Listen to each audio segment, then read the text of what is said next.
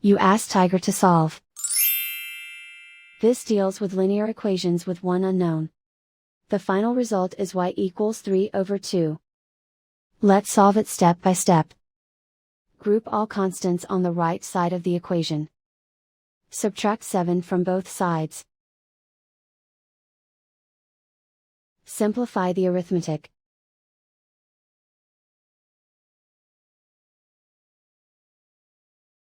Isolate the y. Divide both sides by 4. Simplify the fraction. Find the greatest common factor of the numerator and denominator. Factor out and cancel the greatest common factor.